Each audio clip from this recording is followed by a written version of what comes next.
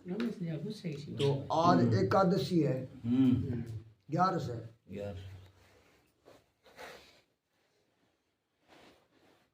तो सनकादिक जी कब है नारद जी सुने आप देखो बाने भी आवश्यकता पड़ी। अब नारद जी ने कितनी कमी रेडी कोई कमी को नहीं, सनकादिक जी ने कोई कमी, दोनों भाई है। क्यों सनकादिक संत कुमार है, अभी ब्रह्मा जी का मानस पुत्र है, नारद जी भी ब्रह्मा जी का मानस पुत्र है।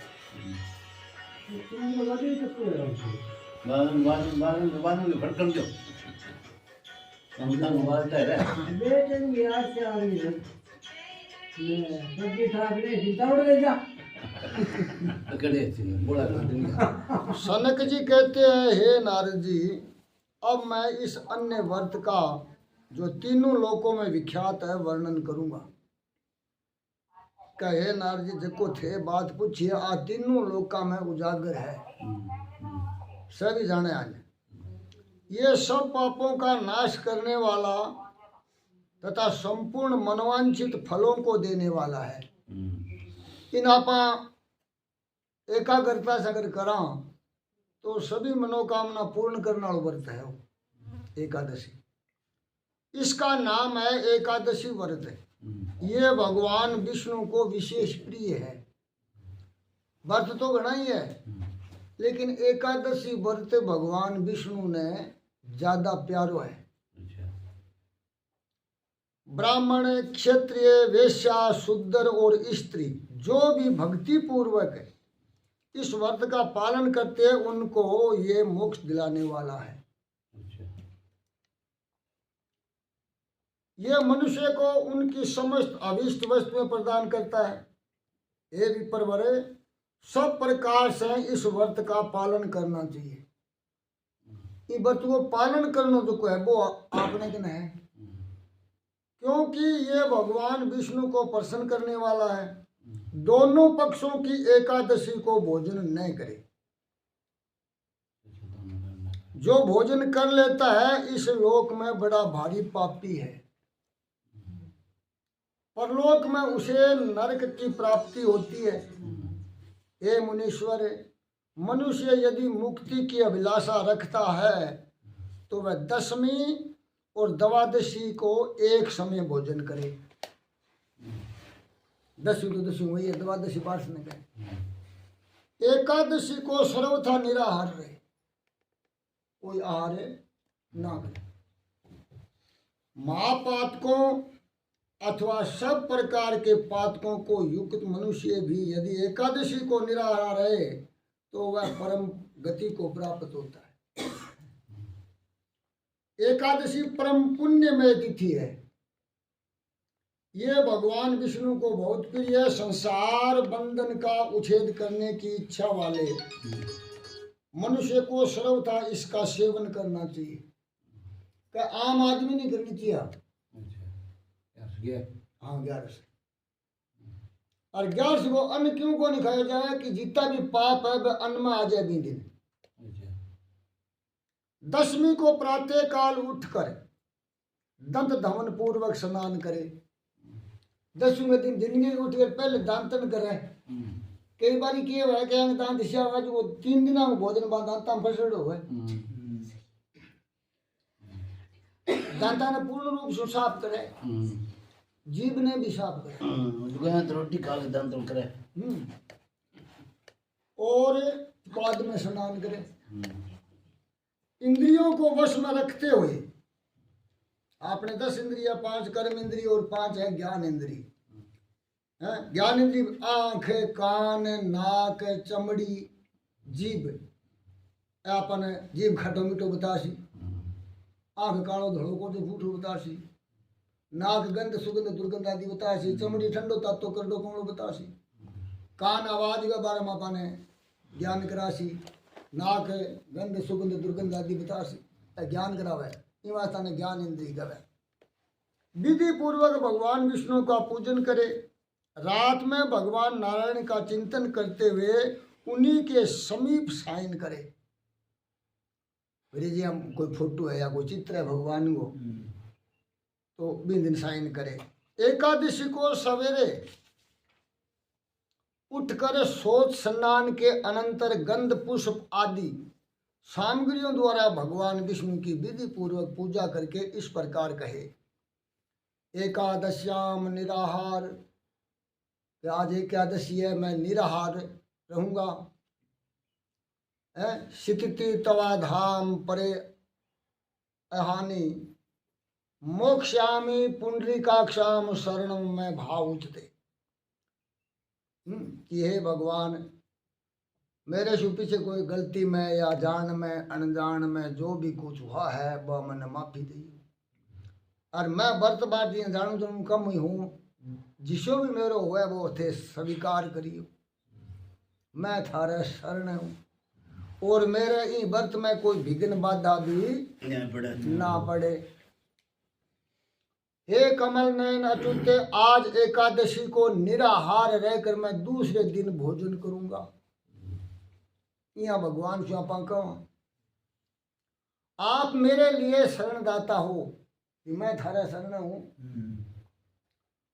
सुदर्शन चक्रधारी देव देव भगवान विष्णु के समीप भक्ति भाव से युक्त मंत्र का उच्चारण करे संतोषित चित्त हो उन्हें एकादशी का उपवास समर्पित करे। वर्ती पुरुष नेम पूर्वक रहकर भगवान विष्णु के समक्ष गीता वाद नृत्य तथा पुराण श्रवण आदि के द्वारा रात में जागरण करे। गीता पढ़ के करो, चाहे कोई पुराण पढ़ के करो, चाहे कीर्तन करके करो, रात को भी साइन नहीं करना। तदंतर द्वादशी के दिन यानी दूसरे दिन 12 दिन प्रातः काल उठ करे व्रतधारी पुरुष स्नान करे और इंद्रियों को वश में रखते हुए विधि पूर्वक भगवान विष्णु की पूजा करे। हे विप्रवर, जो एकादशी के दिन भगवान जनार्दन को पंचामृत से स्नान कराकर द्वादशी को दूध से नहलाता है वह शरीर का सौरूपीय प्राप्त कर लेता है। सौरूपीय मुक्ति का ईमान खाते में कि दोबारा मान खाते मिलने से आपने कोई संदेह को नहीं कोई मिले। पूजन के पश्चात यानी पूजन के पूजा के बाद में इस प्रकार प्रार्थना करे। यज्ञान तिम्र धमंश वर्तनानेन केशव प्रसिद्ध सुमुखो भूत्वा ज्ञान दृष्टा परदो भवे। हे केशव, ज्ञान रूपी तिम्र रोग से अंधा हो रहा हूँ। ये भगवान मैं तो अज्ञानी जीव हूँ और सारे मामला मैं तो अंधो ही हूँ, मन तो की कौन दिखे। मेरे इस व्रत से आप प्रसन्न होइए। ये भगवान मैं वो व्रत के थे इस राजी हो और प्रसन्न मुख होकर मुझे ज्ञान दृष्टि प्रदान करो। ये भगवान थारे और हमारे बीच में जो नातो है भी नाते के बारे में मन ज्ञान करो। मन तो उठाई को नहीं, जीव की है ईश्वर की है। अरे भावकूप में मैं तो पढ़ो हूँ और मन ईश्वर बाहर है काटो। विप्रवर, इस प्रकार द्वादशी के दिन भगवान लक्ष्मीपति से निवेदन करके एकाग्र चित्त हो यथाशक्ति महात्माओं को भोजन करावे। कराश होगी अगर महात्मा ना मिल पावे तो किसी सुपात्र ब्राह्मण को भोजन कराए। महात्मा मिले नहीं तो मन नहीं जमाना चाहिए। उन्हें दक्षिणा भी दे।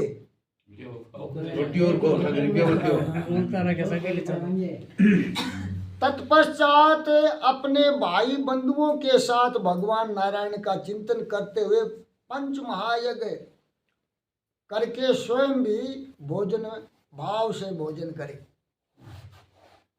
अपने भाई बंधुओं के साथ में, अपने परिवार के साथ में। आज लगे इसी है बोल तेरे का क्या लगे तो ना देंगे पर चुके के हो आप बात मिटा देनी चाहिए। के हो कौन बताए वो तो भले कौन सी हाँ जिकी आप सामग्री बनाओ बाप हवन में हो मी जावे।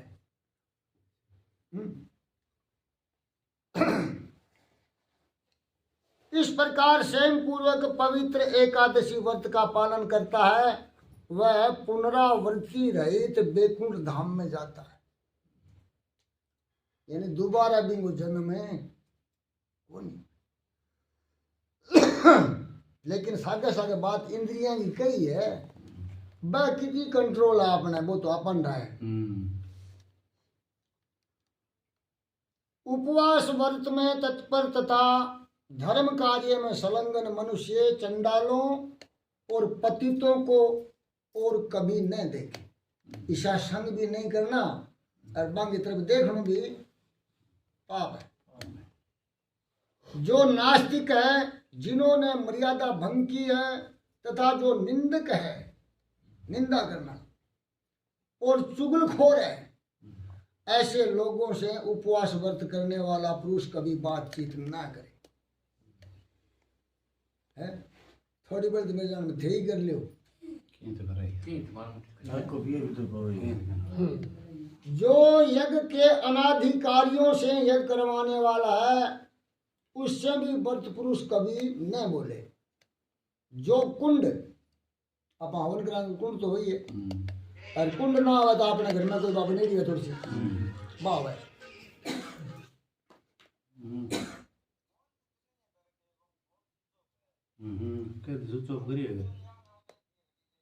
कौन में लिया तो क्या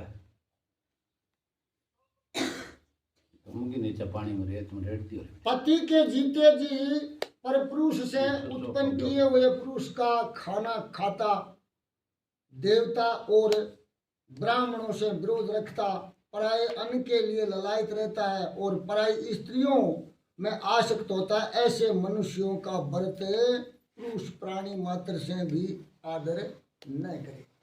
आंसू व्यापान दूर रहना है। साधु महात्मा बाणी अंग्रेजी में डरे क्यों बाणी तो सारों अशुद्ध है। जो इस प्रकार के दोषों से रहित है यानी इच्छा दोष देखे में न है। जितेंद्रिय यानी इंद्रियों को जीतने वाला तथा सबके हित में तत्पर है यानी सारा में वो मनुष्य हित चाहे मोहन को भलो हुआ है नथु को भलो है पूरी नगरी में भलो ही भलो हुआ है यह दिखेगा भाव है। वह उपवास प्राण होकर परम सिद्धि को प्राप्त कर लेता है। अपना भाव भी इसे होना चाहिए कि सारा को भलो हुआ भले में भलो ही हुआ है। गंगा के समान कोई तीर्थ नहीं है माता के समान कोई गुरु नहीं है भगवान विष्णु के समान कोई देवता नहीं है और उपवास से बढ़कर कोई तप नहीं है। क्षमा के समान कोई माता नहीं है क्षमा सबसे बड़ी माँ है। कीर्ति के समान कोई धन नहीं है। अब अपन इज्जत मिले सारा सामान मिले तो इस मोटो धन की है भाई सही है। और अरबों खरबों को धन है अपने कने और लोग ने कोई कुत्ते पर कोई के काम तो वो के काम को भाई इज्जत मोटी है। ज्ञान के समान कोई लाभ नहीं है ज्ञान से बड़ो कोई लाभ को है और धर्म के समान कोई पिता नहीं है। विवेक के समान कोई बंधु नहीं है और एकादशी से बढ़कर कोई व्रत नहीं है। इस विषय में लोग भद्रशील और गलभ मुनि के पुरातन इतिहास का उदाहरण दिया करते हैं। अपन गलते जी जमा नहीं गलतो जी देखो गलतो जी गलभ मुनि आश्रम है। पूर्व काल की बात है नर्मदा के तट पर गालव नाम से प्रसिद्ध एक सत्यपरायण मुनि रहते थे। वह सम मनोनिग्रह और दम इंद्रिय संयम से संपन्न तथा तपस्या निधि थे। अब समदम सम मानिए है मन को निगे राखनो कि वो किन मर जाए, जय बिनु रोकनो। दम मानिए है संयम, अब जीव का लड्डू घसू तो आप संयम दे न कर नहीं कौन बनो। सिद्ध चारण गंधर्व यक्ष और विद्याधर आदि देव योनि के लोग भी वहां विहार करते थे, जैसे गल्ल मुनि रहा करते। वह शतान कंद मूल फलों से परिपूर्ण था। ये आपने बोरिया लगे जिया बड़े कंद मूल फल आदि अनंत प्रकार का।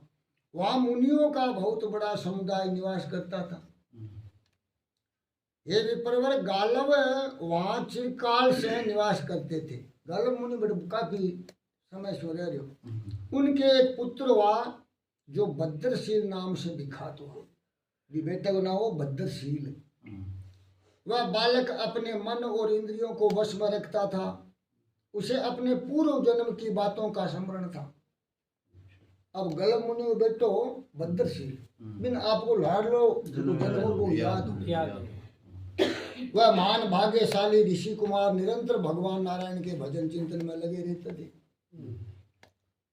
महामति भद्रशील बालोचित क्रीड़ा के समय भी मिट्टी से भगवान विद्वानों को नारायण की मूर्ति बनाता था। वो खेल तो छोटो ना तो वो मट्टी से भगवान की मूर्ति बनाओ तो और उसकी पूजा करता।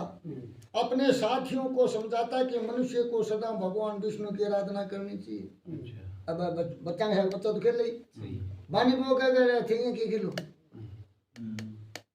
भगवान की पूजा करो। और विद्वानों को एकादशी का व्रत भी पालन करना चाहिए। हे मुनीश्वर, भद्रशील द्वारा इस प्रकार समझाए जाने पर उसके साथी शिशु भी मिट्टी से भगवान की प्रतिमा बनाकर एकातीर्थ या अलग अलग बैठ जाते और प्रसन्नता पूर्वक भगवान की पूजा करते।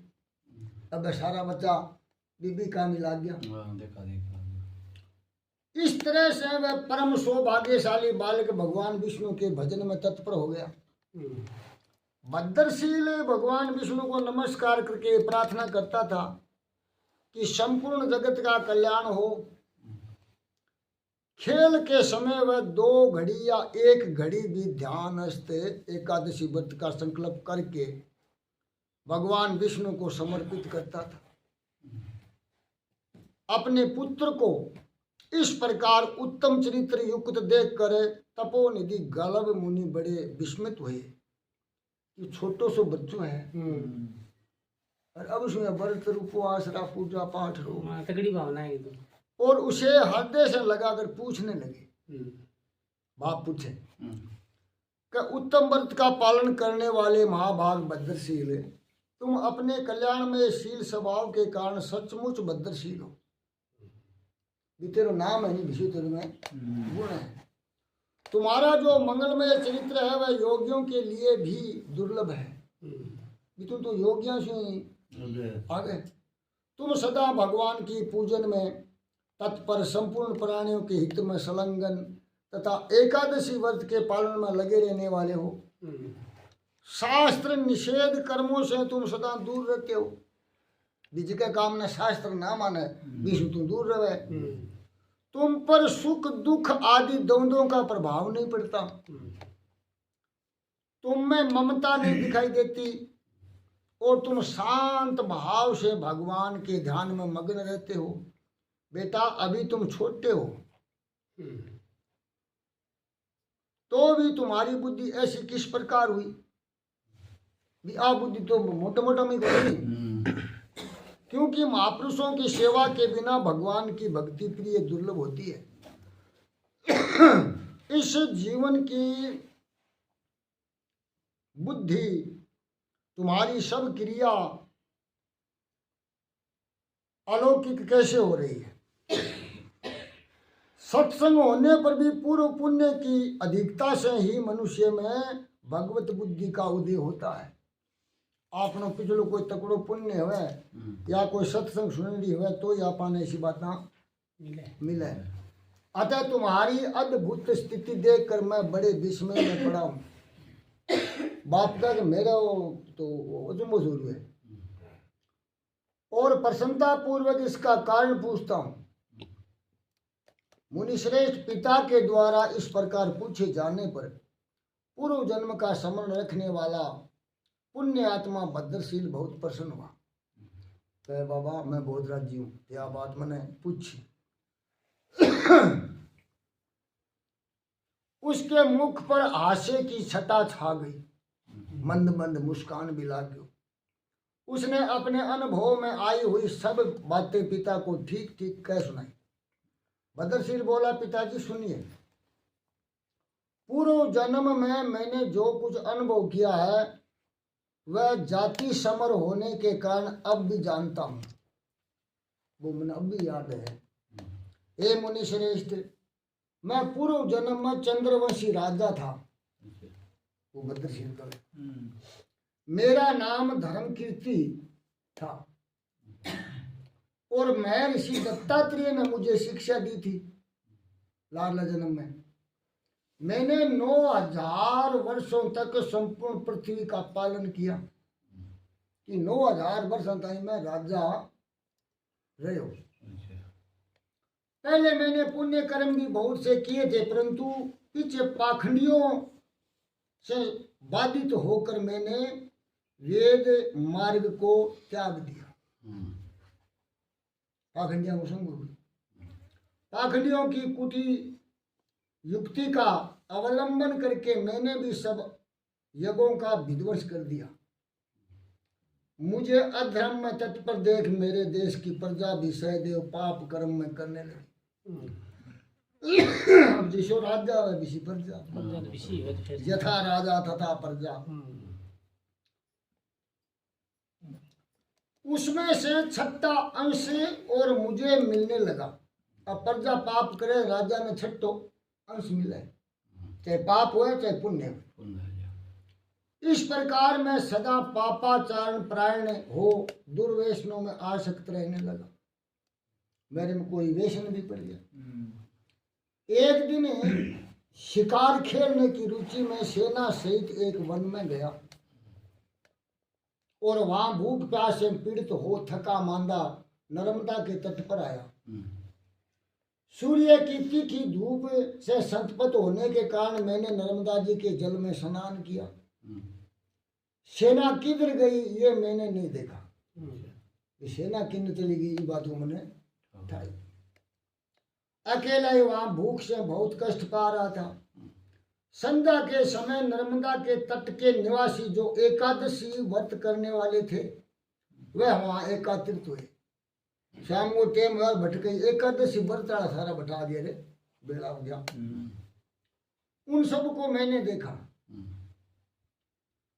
उन्हीं लोगों के साथ निराहार रहकर बिना सेना के ही मैं अकेला रात में वहां जागरण करता रहा।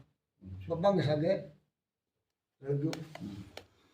हे तात, जागरण समाप्त होने पर मेरी वही मृत्यु हो गई, बड़ी मृत्यु। तब बड़ी बड़ी दाढ़ों से भय उत्पन्न करने वाले यमराज के दूतों ने मुझे बांध दिया और अनेक प्रकार के कलेशों से भरे हुए मार्ग द्वारा यमराज के निकट पहुंचाया। वहां जाकर मैंने यमराज को देखा जो सबके प्रति समान बर्ताव करने वाले हैं। बता 172। तब यमराज ने चित्रगुप्त को बुलाकर कहा, विद्वान दिवज, इसको दंड विधान कैसे करना है बताओ। इन दंड किया दियो जाए। आपने हर एक आदमी सागर चित्रगुप्त हुआ है, वो आपा सोचा बाई लिखे, देखा बाई लिखे, बोला बाई लिखे, करा बाई लिखे। अठ भी खड़े है वे दिखे क्या नहीं कौन दिखा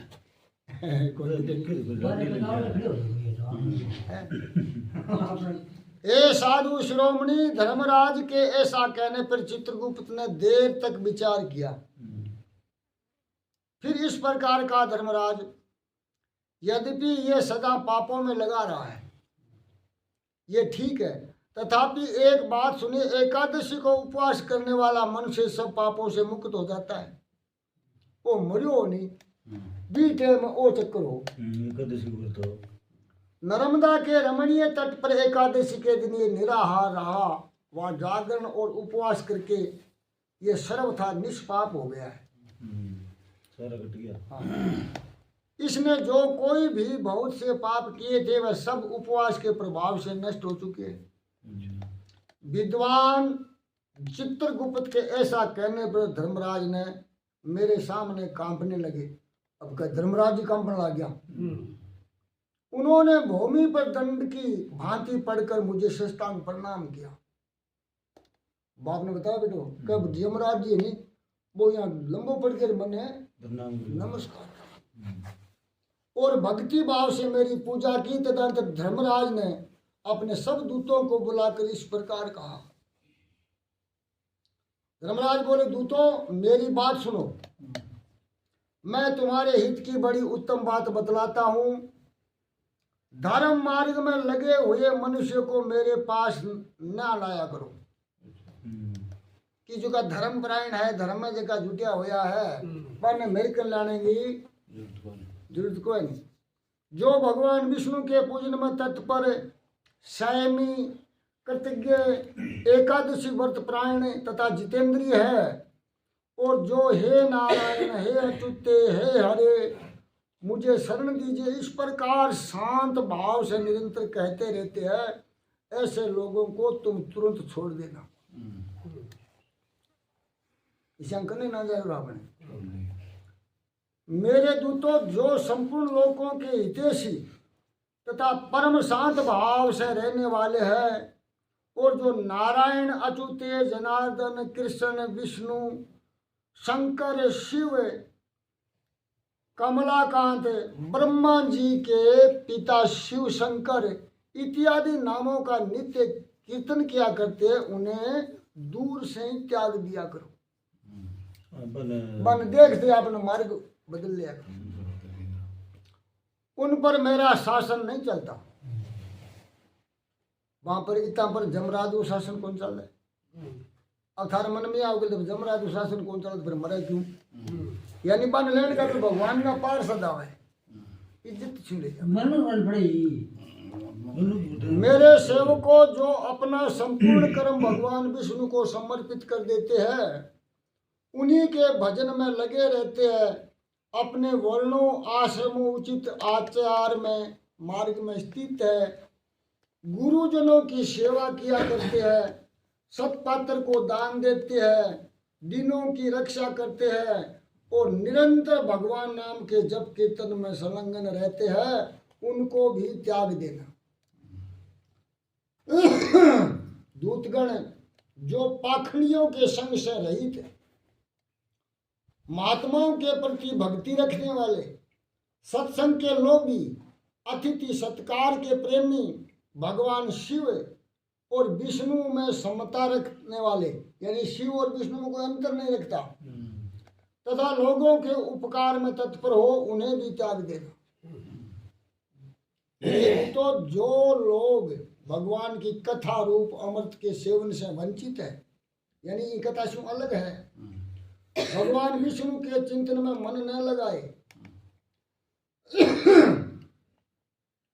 रखने वाले साधु महात्माओं से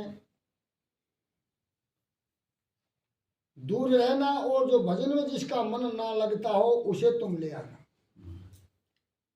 उन महापापियों को भी मेरे घर पर लाया करो।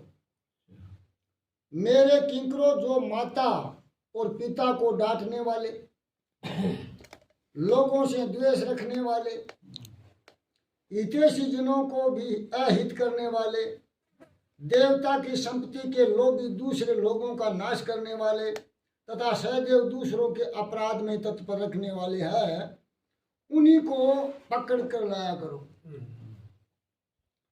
मेरे दूतों, जो एकादशी व्रत से विमुख, क्रूर स्वभाव वाले, लोगों को कलंक लगाने वाले, पर निंदा में तत्पर रहने वाले और ग्राम का विनाश करने वाले श्रेष्ठ पुरुषों से बैर रखने वाले तथा महात्मा के धन का लोभ करने वाले उनको यहाँ ले आया करो।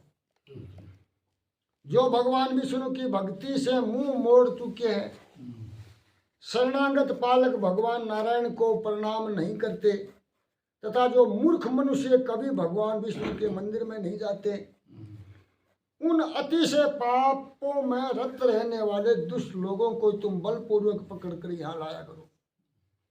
इस प्रकार जब मैंने यमराज की कही हुई बातें सुनी तो पश्चाताप से दग्ध होकर अपने किए हुए उस निंदित कर्मों को स्मरण किया। वो भद्रशील का फिर मेरे पाप करेगा नहीं, भाई मैंने याद आने लग गया। कहते हैं कि करियो श्रेष्ठ काम कर्म क्या करे। पाप कर्म के लिए पश्चाताप और श्रेष्ठ धर्म का श्रवण करने से मेरे सब पाप वही नष्ट हो गए। पाप अपने से जान अनजान में बन भी जावे तो बिंगो पश्चाताप करने बिंगो दुख होना चाहिए अपने। उसके बाद मैं उस पुण्य कर्म के प्रभाव से इंद्रलोक में गया। आपकी जन्म की बात बताओ है। वहां पर मैं सब प्रकार के भोगों से संपन्न रहा। संपूर्ण देवता मुझे नमस्कार करते थे। बहुत काल तक स्वर्ग में रहकर फिर वहां से भूत लोक में आया। यहाँ भी आप जैसे विष्णु भक्त के कुल में मेरा जन्म हुआ। तो फिर मेरा वो जन्म हो तो थे ऋषि हो, ऋषि कुल में मेरा जन्म हुआ।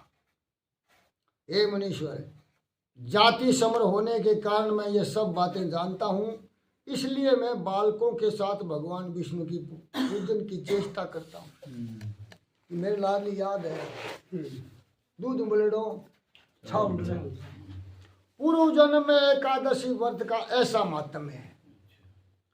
ये बात मैं नहीं जान सका। इस समय पूर्व जन्म की बातों की स्मृति के प्रभाव से मैंने एकादशी व्रत को जान लिया है। पहले विवश होकर भी जो व्रत किया गया था उसका ये फल मिला, क्योंकि नदी किनारे बटबो पड़े वो तो वो व्रत कुदरती रह गयो, व्रत को ना क्यों। हाँ, पर वो फिर भी जो भक्ति पूर्वक एकादशी व्रत करते हैं उनका क्या नहीं मिल सकता। अतः हे विप्रेंद्र, मैं शुभ एकादशी व्रत का पालन तथा प्रतिदिन भगवान विष्णु की पूजा करूंगा। भगवान के परम धाम को पाने की आकांक्षाएं ही इसमें हेतु है। जो मनुष्य श्रद्धा पूर्वक एकादशी व्रत करते हैं उन्हें निश्चय ही परम आनंददायक वैकुंठ धाम प्राप्त होता है। अपने पुत्र का ऐसा वचन सुनकर गालब मुनि बहुत प्रसन्न हुए। बाबू भोतराज उन्हें बड़ा संतोष प्राप्त हुआ। उनका हृदय अत्यंत हर्ष से भर गया। वह बोले, वत्स, मेरा जन्म सफल हो गया। तो बाप कहे कि मेरो जीवन है जो सफल हो, तेरे वर्गो बेटो मिले। मेरा कुल भी पवित्र हो गया, क्योंकि तुम्हारे जैसा विष्णु भगत पुरुष मेरे घर में पैदा हुआ है। इस प्रकार पुत्र के उत्तम कर्म से मन ही मन संतुष्ट होकर महर्षि गलव ने उसे भगवान की पूजा का विधान ठीक ठीक समझाया। मुनि श्रेष्ठ नारद, तुम्हारे प्रश्न के अनुसार मैंने ये सब बातें कुछ विस्तार के साथ तुम्हें बता दी है। तुम और क्या सुनना चाहते हो? बोलो विष्णु भगवान की जय हो।